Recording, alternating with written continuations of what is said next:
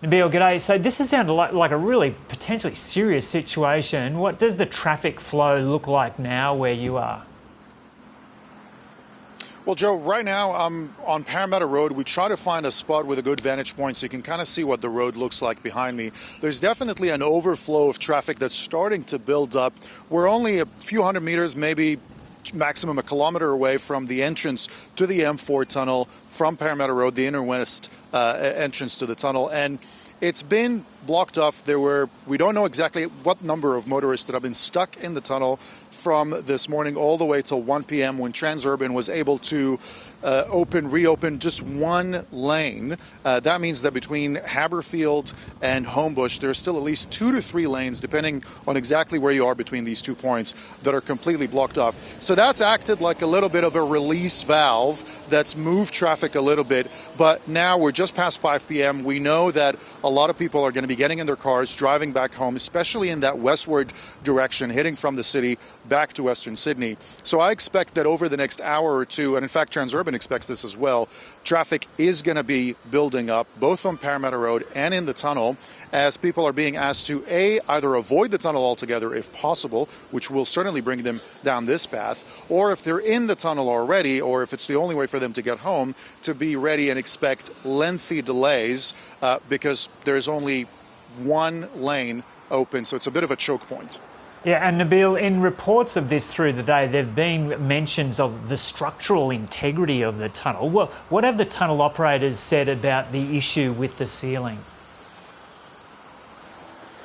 Well, Joe, they've said that this is something they discovered last night during a routine maintenance. In fact, they said that they do this maintenance quarterly to detect exactly these kinds of fault. And they say that their crews discovered that something doesn't look right with this concrete material that they use as lining for the ceiling, and that it was the safest option to shut down the tunnel until they figure out exactly what needs to be done. Now, it's unclear how long exactly it will take to finish all this maintenance. They're saying that they're aiming for tomorrow morning to have everything resolved, but that it is an issue that could come up, and in fact has come up in the past, as they do separate sections of the tunnel in these quarterly or regular routine checks. There's been a lot of issues with Transport for New South Wales saying that they've been frustrated with the communication between them and Transurban with this issue, and that they've offered help, they've offered engineers, and haven't been taken up on that offer.